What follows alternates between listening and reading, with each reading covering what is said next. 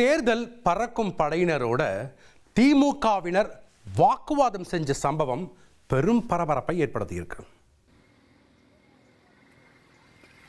கோவை பேரூர் சிறுவாணி சாலையில் வாகன சோதனையில் ஈடுபட்டிருந்த அதிகாரிகள் திமுக கொடி கட்டிய காரை நிறுத்தி தேர்தல் நடத்தை விதிப்படி கொடியை அகற்றுமாறு உத்தரவிட்டனர். இதற்கு ஸ்பேனர் இல்லாமல் கொடியை கழற்ற முடியாது என அந்த நபர் மறுப்பு தெரிவித்தார். மேலும் கொடியுடன் செல்ல அனுமதி கேட்ட நிலையில் அதிகாரிகள் மறுத்தனர். இதையடுத்து ஸ்பேனர் எடுத்து வந்து கொடியை அகற்றுவதாக கூறி காரை அங்கேயே நிறுத்திவிட்டு அவர் சென்றார்.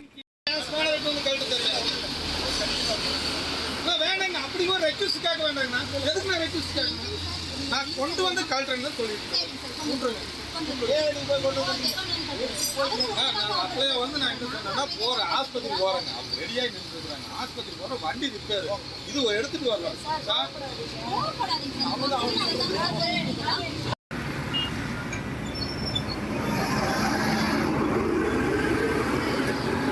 அவங்க கொடி கிழிக்கணும்னு பார்க்கணுங்க, வேற ஒன்றும் இல்லை. இந்த நட்டில் எல்லாம் கொடியோட போகணும், கொடி கிழிக்கிட்டு அப்படின்னு பார்த்துருக்கேன், வேற ஒன்றும் இல்லை.